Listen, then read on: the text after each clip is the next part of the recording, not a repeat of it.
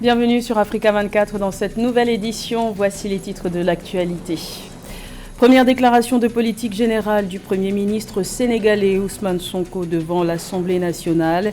Les grandes lignes de l'action gouvernementale pour les 25 prochaines années ont été dévoilées. Détails à suivre dans cette édition. Fin de la campagne électorale au Tchad en vue des élections générales du 29 décembre. Cette dernière étape de la transition entamée en 2021 s'est faite dans le calme, une sérénité saluée par les partis politiques en lice. Et le Ghana franchit une étape significative vers l'intégration africaine. Ce pays d'Afrique de l'Ouest s'apprête à devenir la 5e nation africaine à abolir l'exigence de visa pour les détenteurs de passeports africains. Cette allocution, maintes fois reportée, était très attendue au Sénégal. Le Premier ministre Ousmane Sonko a présenté ce vendredi sa déclaration de politique générale, une première pour le chef du gouvernement sénégalais depuis sa nomination le 2 avril dernier.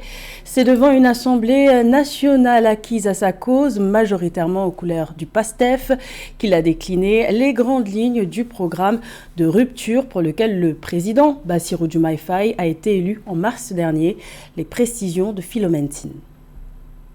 9 mois après sa nomination à la tête du gouvernement sénégalais, le Premier ministre Ousmane Sonko a enfin livré sa déclaration de politique générale pour les 5 prochaines années. Le chef du gouvernement sénégalais a abordé devant l'Assemblée nationale les grandes lignes de sa vision pour le Sénégal, marquant un tournant dans la gouvernance nationale, prônant la souveraineté économique, sécuritaire, éducative, l'équité sociale et la transparence.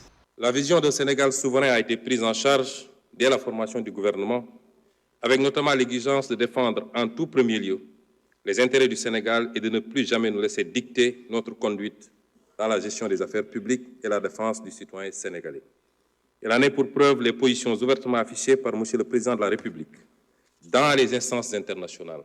L'enjeu pour le Premier ministre du Sénégal, Ousmane Sonko, était d'expliquer comment son gouvernement mettra en œuvre l'agenda national de transformation 2050, un ambitieux plan visant à moderniser le Sénégal à long terme. Ainsi, un Sénégal souverain et résilient va marquer la gouvernance de ce régime, a lancé Ousmane Sonko dans un hémicycle attentif. Si nous voulons être développés dans 1 à 2 générations, c'est maintenant qu'il faut définir ce que nous voulons devenir. Et commencer, pas à pas, mandat après mandat, à poser les briques successives vers ce Sénégal de demain. Ousmane Sonko a annoncé devant la représentation nationale plusieurs mesures déjà entamées dans le désir de mettre le pays à l'abri de la forte dépendance extérieure et aborder la question de la fin de la dépendance aux accords désavantageux pour le Sénégal. Autre déclaration de politique générale ce vendredi dans la région ouest africaine. Au Burkina Faso, le Premier ministre Rim Talba, Jean-Emmanuel Ouédraogo, nommé le 7 décembre dernier, a dévoilé la feuille de route de son gouvernement devant l'Assemblée législative de transition. Un discours axé autour des chantiers jugés prioritaires par les autorités de transition, à savoir la lutte contre le terrorisme, l'acquisition de matériel militaire, le développement industriel, la souveraineté alimentaire, la gestion des personnes déplacées internes, la lutte contre la corruption ou encore la bonne gouvernance.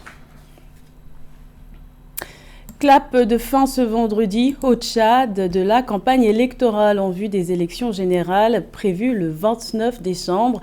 8 millions d'électeurs sont appelés aux urnes ce dimanche dans le cadre des élections législatives, provinciales et communales. Les partis politiques en lice ont globalement salué la maturité de leurs militants dans le processus électoral en cours. Ultime étape de la transition entamée en avril 2021 suite à la disparition du président Idriss Déby Itno. Reportage de notre correspondant au Tchad, Mahamat Ramadan. Commentaire, Cheikh Oumarou Kamara. Au Tchad, les rideaux sont officiellement tirés sur les campagnes des élections générales ce vendredi 27 décembre 2024, après 21 jours de mobilisation des militants et des débats politiques. Le parti au pouvoir, le mouvement patriotique du salut, se dit satisfait du climat d'apaisement pendant les campagnes et salue la maturité politique de ses militants qui n'ont pas cédé aux provocations. Il appelle les Tchadiens à garder cet élan de sérénité jusqu'au jour des votes du 28 et 29 décembre 2024 pour élire leurs représentants à l'Assemblée nationale dans les provinces et dans les communes. Nous sommes satisfaits. Nous sommes très heureux de pouvoir dire que la campagne à N'Djamena s'est déroulée de la plus belle manière. Les militants et les militantes du parti MPES ont respecté les consignes et nous ne sommes seulement pas restés à organiser les 11 meetings, mais nous sommes allés de maison à maison, de carré en carré, de quartier en quartier, pour expliquer les programmes politiques du chef de l'État que le peuple avait déjà adoubé, mais aussi et surtout faire comprendre à cette population que, puisqu'ils avaient fait confiance au maréchal Mamadi Dizé Bitno, ils devaient faire confiance également à ces soldats qui vont mettre en action ces 12 chantiers et sans action. Les campagnes se sont déroulées globalement dans le calme et dans le respect sur l'ensemble du territoire sans incident majeur en dépit du nombre pléthorique des candidats. Selon les acteurs politiques, les inquiétudes de perturbation de campagne dans la ville de N'Djamena ont été contredites par l'attitude des militants des partis politiques qui ont défendu pacifiquement leurs idées auprès des populations. Le 29 décembre à cette heure-ci, nous serions en train de fêter la victoire des candidats, sans incident et sans perturbation. Après avoir voté, nous attendrons les résultats dans la sérénité, qu'ils aillent faire les décomptes des votes en Amérique. Nous serions imperturbables. Nous ne perdons pas de temps. Dans la soirée du 29, nous ne fêterons que la victoire du peuple. Pour rappel, c'est pour la première fois que le Tchad organise des élections couplées, notamment les législatives, provinciales et communales à la fois. Ces élections marquent la fin de la transition politique en cours dans le pays depuis 3 ans. C'était donc un reportage de notre correspondant au Tchad, Mahamat Ramadan, commentaire Chekou Oumar Kamara. Autre fait d'actualité au Tchad, la base militaire française de Faya a été rétrocédée ce jeudi 26 décembre à l'armée tchadienne. Une rétrocession qui intervient moins d'un mois après l'annonce de la suspension de l'accord militaire entre Paris et N'Djamena voulu par le Tchad.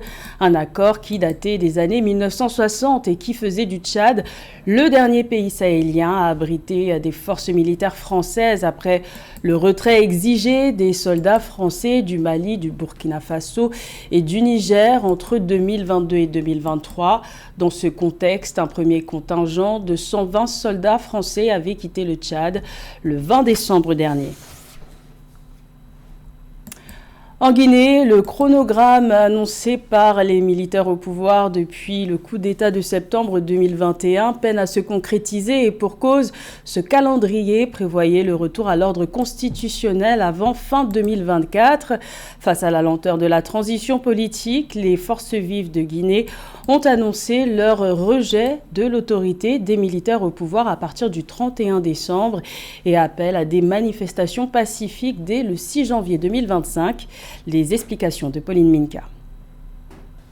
Dans un contexte régional marqué par la multiplication des coups d'État et l'échec des processus de retour à l'ordre constitutionnel, les forces vives de Guinée, FVG, coalition regroupant les principaux partis d'opposition, ont annoncé leur rejet du gouvernement de transition à partir du 31 décembre 2024. À cet effet, les FVG ont appelé à des manifestations à Conakry à partir du 6 janvier 2025 afin de réclamer le départ du président de transition, le général Mamadi Doumbouya.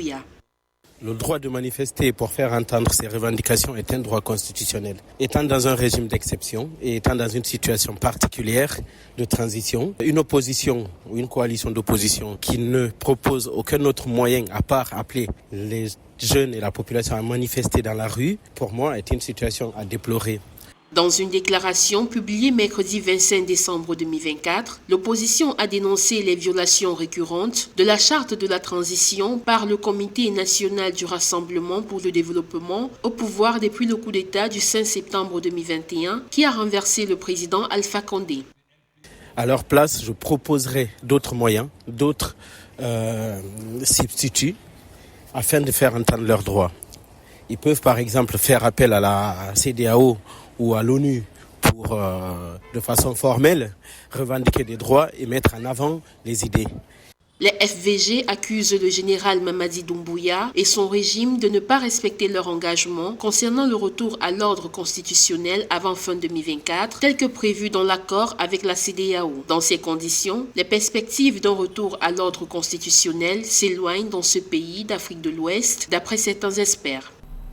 Au Ghana, l'entrée sans visa pour tous les ressortissants africains, c'est pour 2025. Cette politique approuvée le 25 décembre devrait être mise en place avant la fin du mandat du président Nana Akufo-Addo, soit le 6 janvier. Il s'agit d'un progrès significatif vers l'intégration économique de l'Afrique pour le Ghana qui abrite le secrétariat de la ZLECAf, zone de libre-échange continentale africaine, opérationnel depuis janvier 2021. Plus de détails avec Marie-Roger Kwao.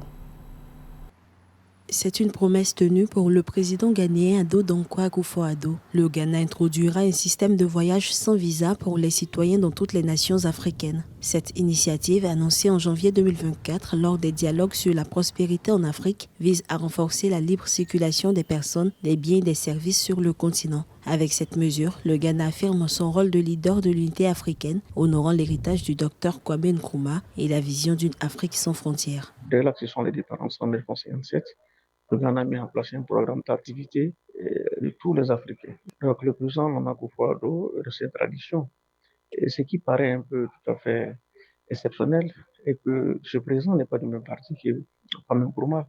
Cela montre également la force de la démocratie ghanéenne en termes de stabilité. L'approbation exécutive, obtenue le 18 décembre 2024, devrait permettre au Ghana de devenir le 5e pays africain à offrir une entrée sans visa, rejoignant le Rwanda, les Seychelles, la Gambie et le Bénin. Une mesure alignée sur les objectifs de la zone de libre-échange continentale africaine, dont le secrétariat est basé à Accra. Le Ghana aujourd'hui a compris qu'il faut arriver à une transition économique en diversifiant une économie très ouverte qui va donner l'accès essentiellement à l'économie touristique, car le Ghana dispose de potentialités énormes en Afrique de l'Ouest.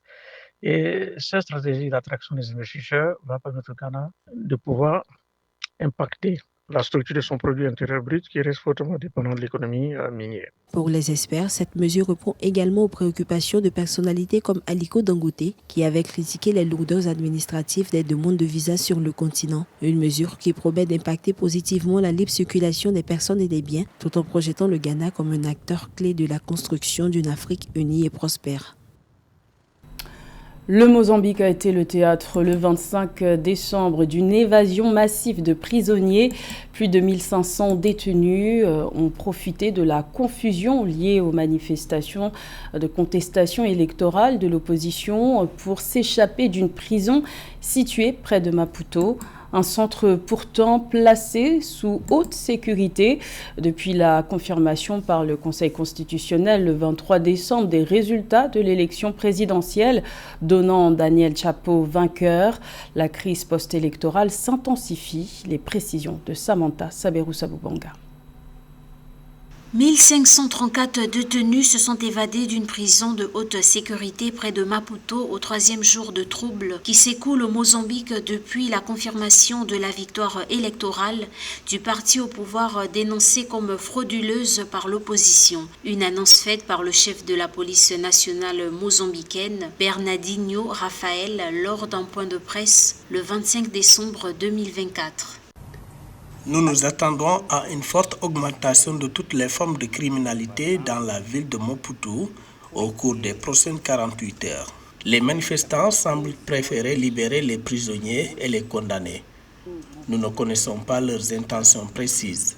Peut-être les organisateurs de ces manifestations subversives peuvent-ils expliquer pourquoi ils choisissent de telles actions. Selon le chef de la police, des groupes de manifestants se sont approchés du pénitencier et ont sémé la confusion, provoquant des émeutes à l'intérieur de l'établissement où les détenus ont brisé un mur par lequel ils se sont échappés. Au total, au moins 56 personnes sont mortes, dont 2 policiers, dont les troubles qui ont commencé lundi 23 décembre dans le pays après la confirmation de la victoire du candidat du gouvernement aux élections présidentielles contestées d'octobre, a rapporté le gouvernement.